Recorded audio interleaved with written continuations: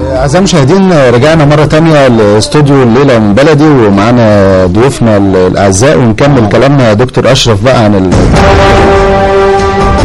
ويعني وزي ما كنت بقول لسعد دلوقتي في الفاصل، إن إحنا يعني هل إن إحنا نرفض الماضي كله، أو اللي أنا شايفه المجموعة دي وحشة أقوم جاي رافضها بحالها كده، وقدامي واحنا بنشوف التاريخ، ان انا مثلا هجيب التاريخ الاسلامي مثلا، كتير جدا من صناديد الكفر والهزيمه الوحيده اللي كانت للرسول عليه الصلاه والسلام كانت على ايد خالد بن الوليد. هل لو كان التفكير ده كان يترفض خالد بن الوليد وما يجيش خالص ومش عايزين نشوفه، ده اللي ذبحنا في غزوه احد، وده اللي لا انا يعني ايه مش عايزين ان يعني، او انا اللي عايز اقوله وانت طبعا توصله بطريقتك بقى، يعني هل يعني ان احنا نرفض كل حاجه ونقلبها كده ونجيب الصفحه الثانيه وننسى الصفحه الاولانيه دي خالص؟ انت حضرتك بسم الله ما شاء الله قلت مثل جميل قوي بسيدنا خالد ابن الوليد.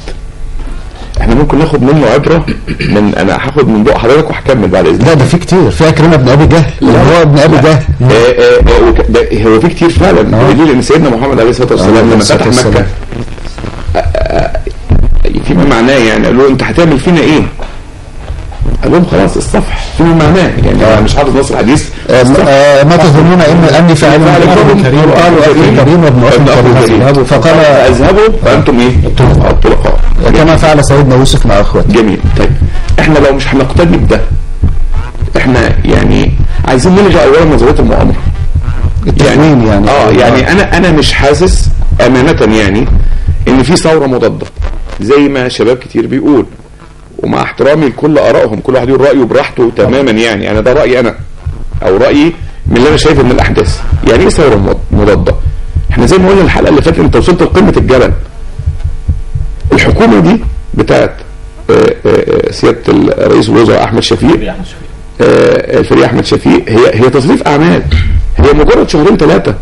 ليه بنفكر ان بيقولوا يوم الثلاث على حسب ما سمعت، ما اعرفش لغوها ولا لا، اللي هو بكره هينزلهم عشان يعملوا مليونيه جديده عشان خاطر يشيلوا احمد شفيق. طب مش فاهم يعني هو لفظ مليونيه ده اصلا لفظ ايراني، ماشي الحال. وبعدين انا النهارده يعني كل شويه هنزل الشارع بقى دي وسيلتي. طب انا دلوقتي عايز احدد، الجيش قال ممنوع الاعتصامات زي ما سمعنا. طيب لا مانع. هل انت بتحط مثلا الجيش في موقف حرج مثلا؟ لا خالص، انا بدي لا بقولش على حضرتك، انا اللي بيطالب كده. هل انت بتحرج السلطه الحاكمه اللي كلنا بنثق فيها دلوقتي، السلطه اللي تحسلمكم الحكم المدني، السلطه اللي قالت انا مش هعين او سوري او مش هرشح شخص عسكري لرئاسه الجمهوريه ولسنا بديلا عن الشرعيه. ان شاء الله الجماعه دول هيبقوا ثوار الذهب الجديد. الراجل بتاع السودان اللي سلم الحكم للمدنيين، بس للاسف المدنيين في السودان ما عرفوش يتعاملوا مع هذا الحكم. يا رب احنا لما نوصل لهدفنا نقدر نتعامل معاه صح. فده اللي انا بقوله. المثل ده حضرتك لو رجعت له هندي مثال صغير خالص مع الفارق الشديد يعني، بس هو يعني في نسبه مقارنه ولو 1%. العراق طبعا احنا مش زيهم. لما حصل شالوا كل حزب البعث، فككوا الجيش، كل واحد كان له علاقه بالاثر القديم شالوه.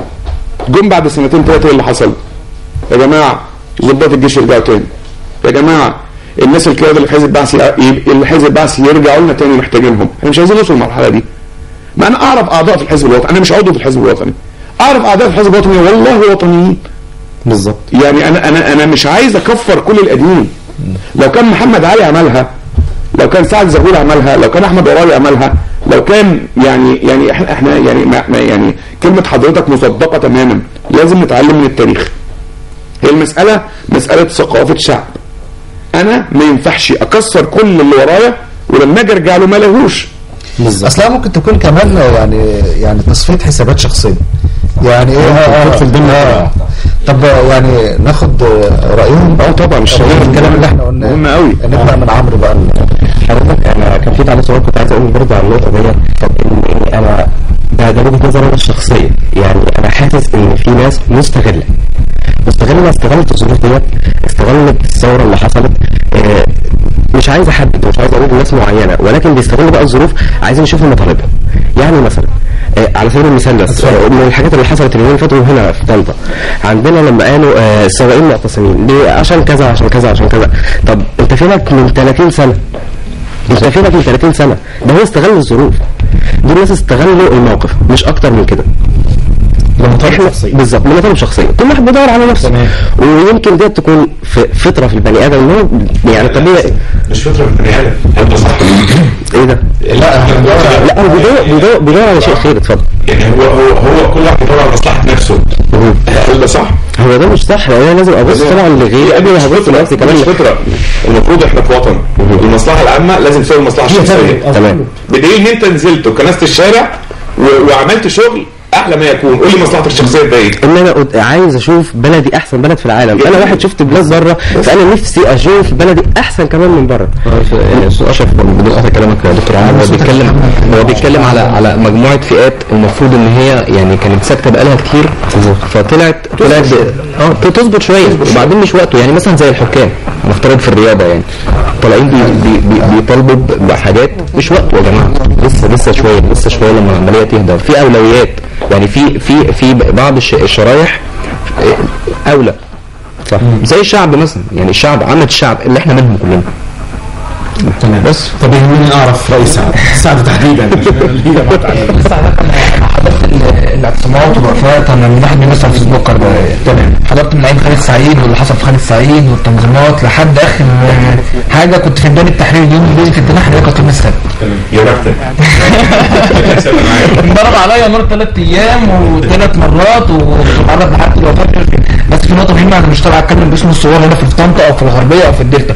انا طالع يعني انا هتكلم دلوقتي كصحفي شفت الامور عامله ازاي، وكواحد شاركت مع الناس. تمام. بدايه خالد سعيد ما ينفعش يكون شاب مصري. زي ما حضرتك تابعنا شفنا الفيديوهات على اليوتيوب والفيس والكلام ده، مخدرات والكلام ده. دي بدات الشراره من هنا. الحوار الدور من دول عربيه، لان بالفعل احنا حقنا مقبول. قبل الثوره وده تحديدا كنت انا مصري، بس مش حاسس ان انا مصري في قلب مصر. يعني نقطه متفق عليها.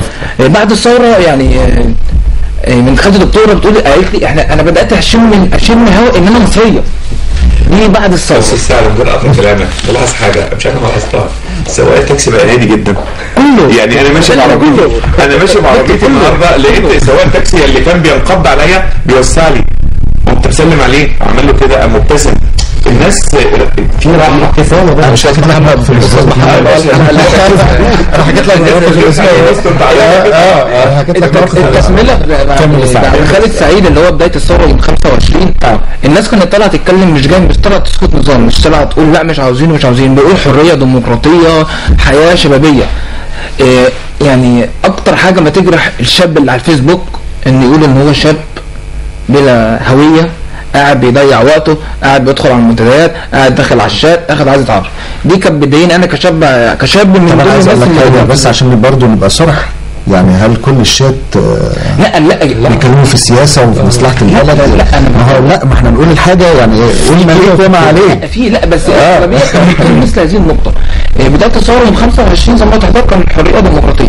بدا تدخل الامن القوي جدا مع المتظاهرين بطريقه مستفزه جدا، استكملت لحد يوم الجمعه اللي هو يوم الغضب. بدات تتفانى. طب معلش عشان ايه، احنا كلنا عارفين السيكونس بتاع الايام حصل فيها ايه، لكن احنا كنا بنقول كلام دلوقتي. يعني بنقول هل ده يعني خلاص نسامح، واللي قال انا اسف يا جماعه وممكن ابقى عضو مشارك وفعال، هل ده نقبله؟ او حد اساء لي او اهاني او عمل فيا حاجه جامده، هل ممكن اقبله في المرحله اللي جايه؟ ده اللي انا عايز اعرفه منكم. يعني التعليقات على الفيسبوك، هم الجماعه يعني الشباب على الفيسبوك عموما متقبلين ان في وضع حرج في مصر، متقبلين ان في مرحله فاتت ومرحله جايه، متقبلين ان خلاص الناس تنزل لاعمالها، المصالح الحكوميه تشتغل، الدخل، الموارد، كل ده يشتغل. ولكن في نقطه هي يوم الجمعه وكان يوم الاجازه، فالناس برضه على الفيسبوك تعليقات بتقول احنا هنستمر يوم الجمعه هو ده يوم الاجازه، الناس تطلع برضه نقول ان احنا لازم متواجدين لبعض المطالب اللي احنا عاوزينها. زي ما قلت لحضرتك ان يوم الجمعه واقفه بيد الفساد الرياضي. طب انا بس عندي نقطه محمد كده للاستاذ سعد تحديدا، قلنا قبل ما نطلع فاصل ما اعرفش راي الاستاذ اشرف فيها ايه وراي شبابنا فيها ايه. انت اتكلمت في نقطه انعدام الثقه او الفجوه الموجوده من خلال انعدام الثقه ما بين الجمهور او الناس والمسؤولين. انت قلت ان في انعدام ثقه. تمام. طيب هل انعدام الثقه ده هيظل مستمر؟ يعني مثلا لو لمسنا نقطه الشرطه، كلنا عارفين اللي حصل. هل ينفع استاذ اشرف ان انا استمر بدون وجود الشرطه النهارده؟ لازم يبقى في تسامح، لازم عشان الحياه تستمر. ما ينفعش ان انا استغنى عن اصل منظومه. انا فاهم. انت فاهمني. انا عايز اقول النقطه اللي حضرتك عايزه انا بدات الثقه ترجع للشعب. حل مجلس الشعب والتزوير الفادح اللي حصل، حل مجلس الشورى، بعض الامور السياسيه بدات تتعدل. في نقاط ايجابيه بتحصل. في بيحصل. طب ما احنا بنقول بقى ايه زي ما الشباب قالوا، نستنى نصبر نشوف. ما انا قلت لحضرتك ان الناس صبره بس ما زالت واخده ان يوم الجمعه هو يوم التنحي ويوم الرمز. ما هو ساعد في حاجه، انا ما ينفعش كل يوم اقول طلبات اصبر لما يتحقق. ما ينفعش كل يوم يا جماعه لا عاوز كذا وبعدين ما فيش حد بيقدم حلول، كله بيقدم مشاكل. احنا مشاكلنا كذا، مطالبنا كذا، عاوزين كذا فلان لا يصلح نشيله. فلان انت عندك استنى، يعني الناس دي كلها بتشتغل على الكمبيوتر صح؟ تمام صح؟ تمام. ادي كذا اوردر كده للكمبيوتر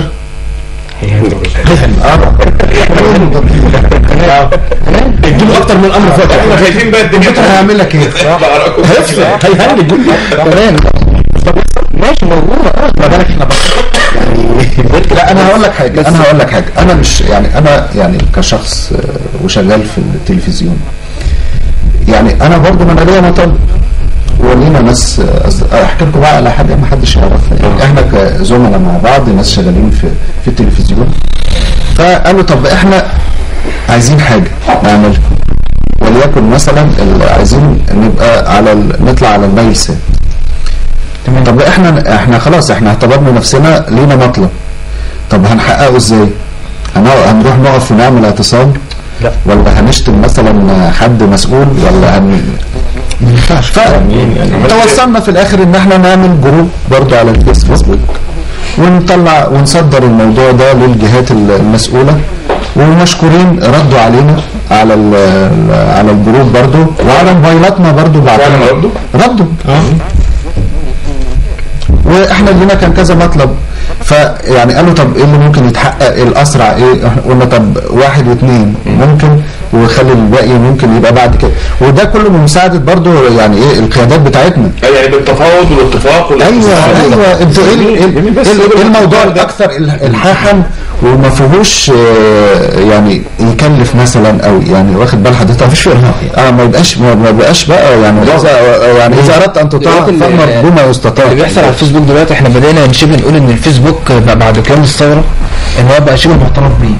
طب ليه وقبل كده كان اللي بيكتب كلمه على الفيسبوك كان بيتاخد، كان بيتكاب، امن الدوله بالفعل كان بيجيبه. ده موقف حصل عندي انا في موقع 300 واحد كتب كلام اتجاب من عند الموقع من عند 300. دلوقتي الفيسبوك بعترف بيه. في نقطه مهمه جدا، ليه كل المواقع والمنتديات الموجوده ما يكونش لها تراخيص عشان الناس تكتب بحريه، الناس تكتب بتعبر. انت برضه يا سعد يعني التعامل مع سعد للعلم بقى يعني محمد وعمرو والاستاذ اشرف التعامل مع سعد صعب جدا. اصل اللي راح من يعني شوف الكلام اللي احنا قلناه ده كله ما جاوبنيش برضه، يعني ما قاليش حاجه من اللي انا قلت عليها خالص. هو اكتر واحد عسل يعني. لا اللي راح ميدان التحرير، لا انا رحت ميدان التحرير يا دكتور بعد اذنك كلامك. طب لحظه يا سعد، لحظه يا دكتور اشرف، هنطلع فاصل يا ريت يا هاني او محمد عزام اللي بره ونشوف سعد مش عايز يجاوب مع سعد. حاجه ثانيه. نطلع فاصل ونرجع تاني ان شاء الله.